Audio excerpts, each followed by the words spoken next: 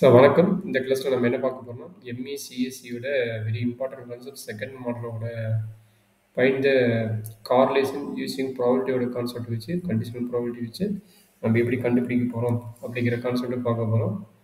இங்க கொஸ்டின் என்ன கேட்குறாங்க பார்த்தீங்கன்னா, த joint probability values is given. எப்படி கொடுத்துருக்காங்கன்னா, எக்ஸ், ஒய்.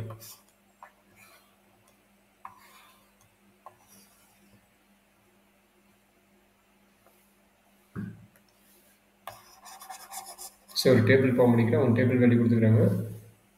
எப்படி கொடுத்துருக்காங்க, எக்ஸு அண்ட் இங்கே ஒய் வேல்யூ கொடுத்துருக்காங்க.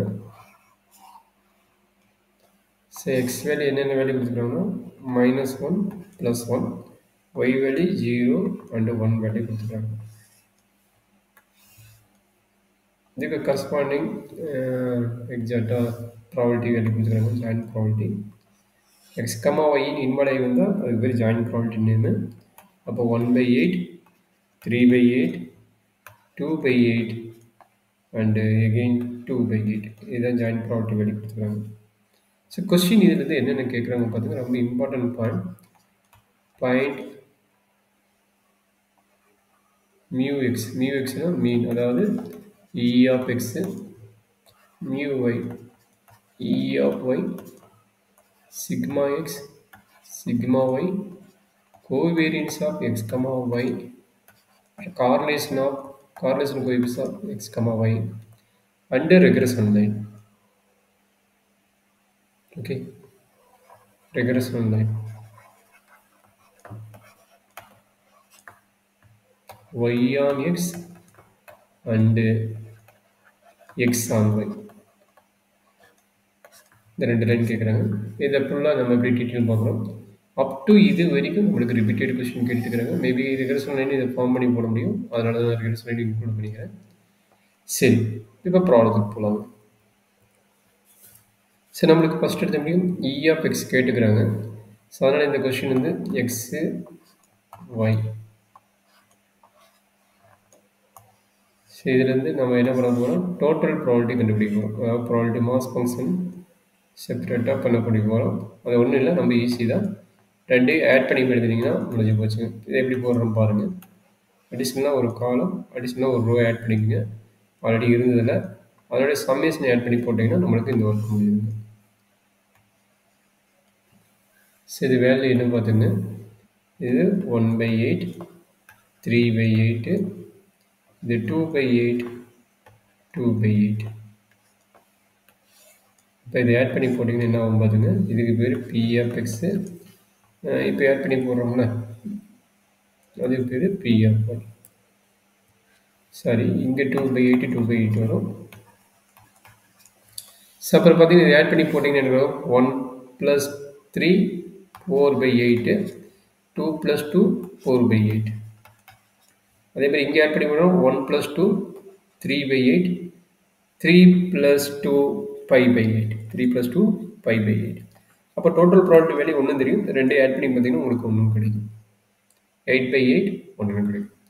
அப்போ இதனோட வேல்யூ என்ன சொல்லுங்க, அது பி ஆஃப் எக்ஸ்னு, இது பி ஆஃப் ஒய். இப்போ நம்மளுக்கு E of X first question என்ன கேட்டுக்கிறாங்கன்னா, இ ஆஃப் எக்ஸ் வேல்யூ கேட்டுக்கிறான். E of X or mu X கேட்டுக்கிறோம். அப்போ இங்கே இ ஆஃப் எக்ஸோட ஃபார்முலா என்னன்னா, E of X equal to summation X into probability of X.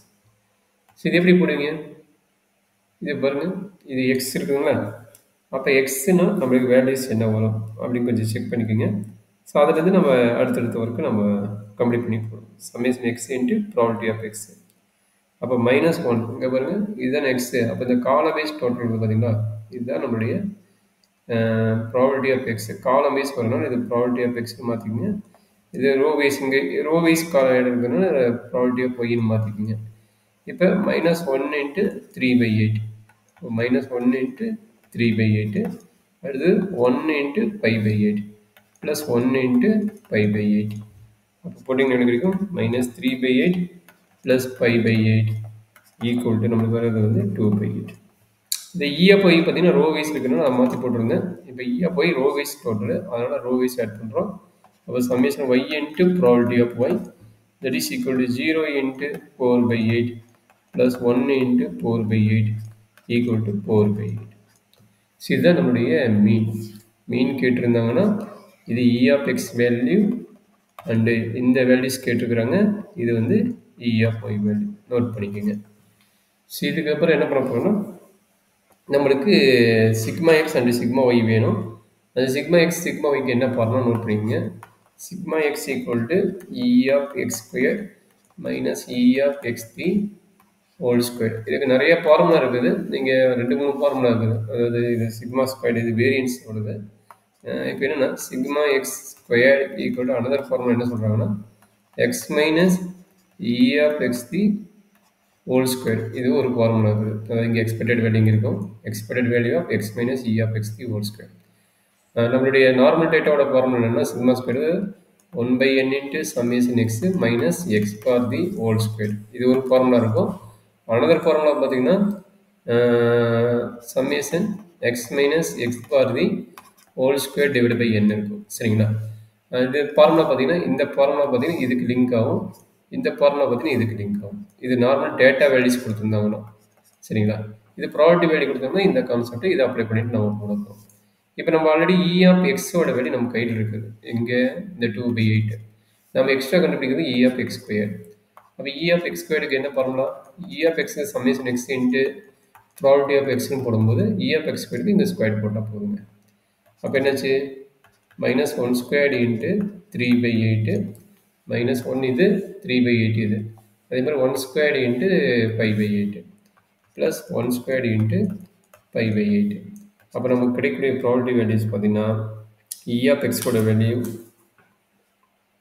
1ன்னு வருதுங்க. 3/8 plus 5/8 equal to 1.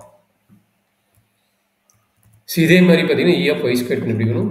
E of Y square equal to summation Y square into P of Y. Sir இங்கே இப்போ summation Y ஸ்கொயர்னா என்ன ஆகும்? இங்கே பாருங்கள் இது 0 square into 4/8 1 square into 4/8. So அந்த value கண்டுபிடிக்க போகிறீங்க. அப்போ 0 square into 4/8 plus 1 square into 4/8. therefore e of y squared equal to 4/8. So நம்மளுக்கு என்ன வேணும்?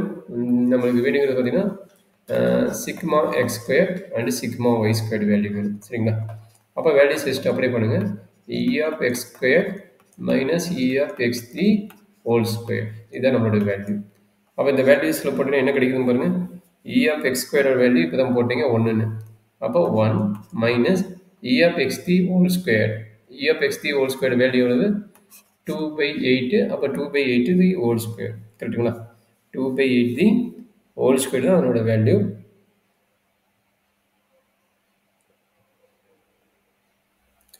அப்போ அதை அப்ளை பண்ணிவிடுங்க. அப்போது 1 மைனஸ் 2/8 ஹோல் ஸ்கொயர். அப்போ இது மீனிங் என்ன? 1/4ன்னு அர்த்தம். 1/4னா 1/16. அப்போ 16 minus 1 divided by 16 that is equal to நம்மளுக்கு வந்து 15/16 வருது. இந்த வேல்யூ தான் நம்மளுடைய sigma X squared value. Sigma X squared value. அதே மாதிரி இதுக்கு ரூட் கண்டுபிடிக்கணும். ஏன்னா நம்ம ஸ்டாண்டர்ட் டிவியேஷன் தான் கார்லேஷன் வேணும். அதனால் இது ஸ்டாண்டர்ட் டிவியேஷன் போட்டிங்கன்னா ரூட் 15/16 ஈக்குவல் டு ரூட் 15. 16ஓட வேல்யூ ஸ்கொயர் ரூட் வேல்யூ 4. அதே மாதிரி சிக்மா ஒய் ஸ்கொயர் கண்டுபிடிக்கணும். Sigma Y square formula same idea. E of Y square minus E of Y the whole square. E of Y the whole square. அப்போ E of Y square value பார்த்தீங்கன்னா இது 4/8. 4/8 that is equal to 1/2. அப்போ என்னாச்சு? 1/2 minus இங்கே என்ன கிடைக்குதுங்க? E of ஒய்யோட value is also 4/8. E of ஒய்யோட வேல்யூ இஸ் ஆல்சோ 4/8 வருதுங்களா? அப்போ 4/8. அப்போ 4/8 என்ன கிடைக்கும்? 1/2 தி ஹோல் ஸ்கொயர். ஓகே, 4/8னா 1/2 தி ஹோல் ஸ்கொயர். அப்போ என்ன கிடைக்குதுங்க? 1/2 minus 1/4 that is equal to 1/4. அப்போ சிக்மா ஒய் ஈக்குவல் என்னது? Root of 1/4. சிக்மா ஒய்யோட வேல்யூ 1/2. ஸோ எது மெயின் வேல்யூ அதை நம்ம அப்ளை பண்ணிக்கோங்க. This a very important point. அதே மாதிரி 4 வேல்யூ கண்டுபிடிச்சாச்சு. இங்கே என்னென்ன கேட்டுக்கிறாங்க? இப்போ பார்த்தீங்கன்னா மியூ எக்ஸ் கண்டுபிடிச்சாச்சு, மியூ ஒய் கண்டுபிடிச்சாச்சு, சிக்மா எக்ஸ் கண்டுபிடிச்சாச்சு, சிக்மா ஒய் கண்டுபிடிச்சாச்சு. இது என்ன? 4 variance of X comma Y. Covariance of X comma Y already நம்ம கார்லேஷன் ஃபார்முலா சொல்லிட்டு பண்ணிக்கிறோம். Covariance of X comma Y is nothing but the E of xy minus E of x into E of y. இதுதான் கோவேரியன்ஸோட formula. இப்போ நம்ம கையில் என்ன இருக்குது? E of xங்கிறது மீன் ஆஃப் x, இது மீன் ஆஃப் y இருக்குது. நம்ம கண்டுபிடிக்கிறது வந்து E of x y கண்டுபிடிக்கணும். இதனோட ஃபார்முலா என்னது? ஆட்டோமேட்டிக்காக multiply of this one into corresponding probability value. Corresponding probability value இது எப்படி எழுதுறது அப்படின்னா, இந்த டேபிள் ஃபுல்லாக யூஸ் பண்ணிவிட்டு இந்த கரஸ்பாண்டிங் ஜாயிண்ட் ப்ராபபிலிட்டி வேல்யூ இருக்குது பார்த்தீங்களா, இது மார்ஜினல் ப்ராபபிலிட்டி, இது ஜாயிண்ட் ப்ராபபிலிட்டி வேல்யூஸ் இருக்குது பார்த்தீங்களா, இதை எடுத்து அப்ளை பண்ணி போடணும். ஜாயிண்ட் ப்ராபபிலிட்டி இந்த 4 வேல்யூ எடுத்துட்டு அப்ளை பண்ணி போடணும். அப்போ எகைன் டேபிள் எழுதிங்கன்னா அப்போ தான் நம்ம மேலே போய் பார்க்கறது ஈஸியாக இருக்கிறது. நம்ம இங்கே டேபிள் எழுதிட்டு உங்களுக்கு ஈஸியாக இருக்கும். -1 இது எக்ஸ் வேல்யூவா, -1 +1 ஒய் வேல்யூ 0 1 அதுக்கு கரஸ்பாண்டிங் ப்ராபபிலிட்டி வேல்யூ 1/8 3/8 2/8 2/8. இப்போ மல்டிப்ளை பண்ணி பாருங்களேன். That is equal to X Y அப்படின்னு என்னென்னா இந்த 0 இன்ட்டு -1 கரெக்டுங்களா, 0 இன்ட்டு -1 அதனுடைய கரஸ்பாண்டிங் ப்ராபபிலிட்டி 1/8. ஓகே, அதனுடைய கரஸ்பாண்டிங் ப்ராபபிலிட்டி 1/8. எகைன் என்னது 0 இன்ட்டு 1 ப்ளஸ் 0 இன்ட்டு 1 அதனுடைய கரஸ்பாண்டிங் ப்ராபபிலிட்டி வேல்யூ என்னது 3/8. இதை கொஞ்சம் பொறுமையாக போடுங்க. ஃபஸ்ட்டு பார்க்கறது புரியாத மாதிரி இருக்கும், அப்போ ஈஸியாக அண்டர்ஸ்டாண்ட் பண்ண முடியும். அதாவது இந்த 0 எடுத்து இதையும் மல்டிப்ளை பண்ணிவிட்டு இதை மல்டிப்ளை பண்ணும்போது அதனுடைய கரஸ்பாண்டிங் ப்ராபபிலிட்டி வேல்யூ, இதை மல்டிப்ளை எழுதும்போது அதனுடைய கரஸ்பாண்டிங் ப்ராபபிலிட்டி வேல்யூ அதை இங்கே அப்ளை பண்ணியிருப்பேன். சம்மேஷனால அடிஷனு. அடுத்து என்ன பண்ண போகிறோம்? இந்த 1 வச்சுக்கிட்டு இது ரெண்டையும் 1 இன்ட்டு -1 1 இன்ட்டு -1 இந்த -1 corresponding probability value into 2/8 plus 1 into 1 இந்த 1 இதுக்கு corresponding probability value 2/8 into 2/8. So இதை நீங்கள் சிம்பிளிஃபை பண்ணணும், நம்மளுக்கு ஆன்சர். இங்கே 0 இன்ட்டு எனிதிங் 0, அதே மாதிரி 0 இன்ட்டு எனிதிங் இஸ் 0. நம்மளுக்கு என்னது 1 இன்ட்டு -1 அப்போ -1/8 1 இன்ட்டு 1 இன்ட்டு -1 1 இன்ட்டு -1 வந்து -1 அப்போ -2/8 and also this value 1 into 1 into 2/8 plus 2/8. So அப்போ நமக்கு என்ன கிடைக்குது அப்படின்னா E of x, y value எவ்வளோ கிடைக்குது? 0ன்னு கிடைக்குது. E of x, y value 0 இருக்குது. நமக்கு என்ன வேணும்? கோவேரியன்ஸ் வேல்யூ வேணும். அப்போ கோவேரியன்ஸ் வேல்யூவில் அப்ளை பண்ணுங்க. அப்போ என்னச்சு? Covariance of X comma Y equal to E of x y minus E of x into E of y. Covariance of X ஒய்யோட வேல்யூவில் E of x ஓட வேல்யூ -0 தெரியும், minus E of x value already find out பண்ணுறோம் starting. E of x ஓட value எவ்வளோ வந்ததுங்க? இங்கே வந்து E of x value 2/8 that is called 1/4. அதே மாதிரி E of y value 4/8 that is called 1/2. அப்போ 1/4 இன்ட்டு 1/2. அப்போ இங்கே அப்ளை பண்ணும்போது என்ன கிடைக்குதுங்க? 1/4 இன்ட்டு 1/2. சரிங்களா? அப்போ நம்மளோட கோவேரியன்ஸ் ஆஃப் எக்ஸ் கமாவோட வேல்யூ என்ன கிடைக்குதுன்னா, covariance of X comma y அது 0 ஆயிரும். இது வந்து -1/8 கிடைக்குது. 4 இன்ட்டு 2 1/8 ஆயிருங்க. இது கோவேரியன்ஸ் வேல்யூ. ஸோ அடுத்தது யார்? கார்லேஷன் வேல்யூ என்ன சொல்கிறாங்க அப்படின்னா, covariance of X comma Y divided by sigma X into sigma Y value. இதுதான் நம்மளுடைய கார்லேஷன் வேல்யூ. அப்போ கோவேரியன்ஸ் என்னது? -1/8 divided by sigma X already கண்டுபிடிச்சிட்டிங்க. சிக்மா எக்ஸ் எங்கே? சிக்மா எக்ஸ் பார்த்தீங்கன்னா 1/2 அண்டு √15 இது √15 இது வரும் பார்த்தீங்களா, இதுதான் சிக்மா எக்ஸ் √15/4. அப்போ இது வந்து 1/2. அப்போ அதை என்ட்ரி பண்ணிடுங்க. அப்போ என்ன நடக்குதுன்னா √15/4 √15 இது √15/4 இன்ட்டு இதனோட வேல்யூ சிக்மா ஒய்யோட வேல்யூ 1/2.